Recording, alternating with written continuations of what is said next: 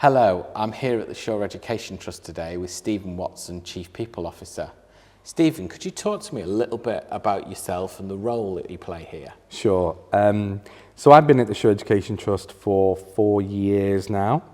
Always had a career in HR, people. This is my third or fourth, actually, director appointment. Never worked in education before, so this is my first stint in education. Always worked in the private sector. Sure. My role encompasses everything from kind of hiring through to retiring and everything in between. Mm-hmm. So our employee well-being, our employee data, the investigations, disciplinary side, contracts, all the legal stuff, but also the fun stuff as well, such as the training, the development, the talent, which I really love doing. Great. So talk to me a little bit about Shore and the trust and what you do and how big you are, really. So we are a family of 32 schools. We have 11 special schools. We have 9 secondaries, and then the rest are primary. Spread the northwest, West Midlands area. So northwest as far as Bury, and then West Midlands down to Birmingham, and then across to Derby. We have around about 15,000 students that go to our schools. We employ around 3,000 people now, all spread geographically. This is our central office, but everybody who works in the trust is super focused on delivering for our young people. All of those that come from especially some of the most vulnerable parts of society in particular. But in general, everybody is driven with that one mission. We've got to support those young people that come to our schools. That's really interesting. So you've been on a bit of a journey around digital transformation. Absolutely. And I think you're going into another chapter of that now. Could you just talk to me about that journey and where you are? Yeah, so digitally, historically in education, I think education typically is quite slow on the uptake in terms of transformation, either through digital or any other kind of transformation. For us, the world has moved significantly on, the way that people interact, either parents or students or teachers, but also from our employees as well. So one of the big projects we undertook was around establishing iPads in our schools, so that our pupils could have that kind of digital enhancement, if you like, to their learning. That went phenomenally well. The majority of our schools now have iPads in the classroom for their pupils. One thing that came from me was that it felt like some of our practices were really outdated. So I'll give you an example. 4 years ago, we were asking people to download application forms, fill them in, re-upload them. In a digital age, people don't do that anymore. No, it's quite old-fashioned, isn't it? Absolutely. And, we were asking for all this information, and people apply for jobs now on their phone and want to interact by the technology that they use. And we as an employer need to get to that place. So that's the kind of next digital transformation that we're about to embark on, which hopefully people first will be the cavalier, if you like, that can really embrace that and really start us on that journey. Yeah, sure. And what were you looking specifically around a people system to be able to do that? What were the things that were your sort of tick box items? Yeah, I think one thing was about ease of use for our employees. So our people range from professors and CEOs all the way down to dinner people who work 2 hours a day on the playground, and all have varying degrees of, I suppose, capability around technology and whether they want to interact, via a phone, or they are tech savvy, or they do prefer the more traditional ways. One thing was that the ease of use of the system would embrace all of those people and all of those different characteristics to allow them to interact with us, maintain their data, all that kind of stuff. So one of the things from a people first perspective when we came and watched the demonstration was all about the ease of use. And I think one thing that I really took away from that was about, you use the example of like a banking app. People don't necessarily get trained on a banking app because you're just at home, and that's what People First was based on, and that's something that, for us, we absolutely loved. And I think you're right. We all use technology, don't we, in our day-to-day lives. Nobody tells you how to use Amazon or, like you say, a banking app or any of those sorts of things. You just intuitively use that. So, you know, thinking about when you came to see people first, I remember you were sat on the front row of the showcase, and I kind of remember the look on your face. Just talk to me a little bit about that. I think it was a real amazement at what it offered and just how it transformed, and I could see how it would really work within our organisation and transform our journey. You know, just seeing the ease of use, all of it in one place, you know, on the platform, people being able to maintain their own data so that I've not got to have reams and reams of administrators input in and so on and so forth. And I was just blown away by the simplicity of the platform and the ease of use, but also whilst remembering that it does what it says on the tin and it's a really reliable system, and you know, you're able to get all the things that you really want to get out of it. All that hygiene stuff. Yeah, absolutely.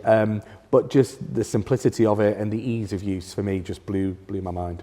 Yeah. So thinking around that sort of, you know, that digital technology and the innovation in that, and particularly, you know, you mentioned at the start of the conversation that actually technology's moved on massively in the last few years. You know, and I think it's moving at such a pace now. If you think about, you know, what's in the media around things like AI and things like that, what are those things that you're thinking about for the future? Absolutely, AI is a huge piece for us. So, as an education provider, AI is fundamental for what we're doing. Our children are using it, so we've got to get up to speed with it quite quickly. And I think that the use of AI is something for us that I want to start to integrate, particularly from a people perspective and using the people first system.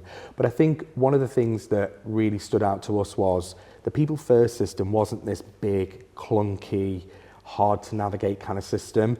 It was a cloud-based system that had all this amazing software that actually was really simple for us to be able to integrate and use.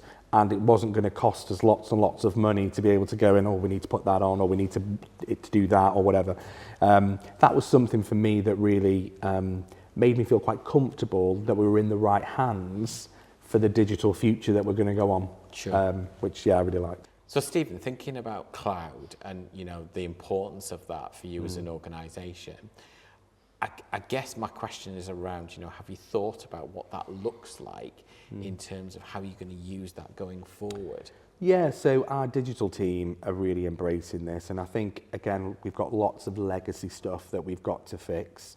In particular, we've got lots of clunky systems. I think the cloud for us is about the security that it offers, being able to make sure that we've got reliable data that's in a trusted source, etc. So we are going on a journey, particularly with how we can move out of the systems towards cloud-based systems. And I think, you know, embracing the people first system allows us to take that first step on the journey, because lots of our systems are very old, outdated and quite clunky, and that's something that we've got to move away from. Just because as well, the reliability of them, you know, potential cyber attacks, all that kind of stuff that, you know, we're probably more exposed to than we would like to be. Yeah. And I think, you know, being able to have a cloud-based system, but also just allows us to have real-time data wherever we are, and people can use, you know, their own functionality to access it. Yeah, and it's actually having that in your hand as well, isn't it? You know, it's a massive thing.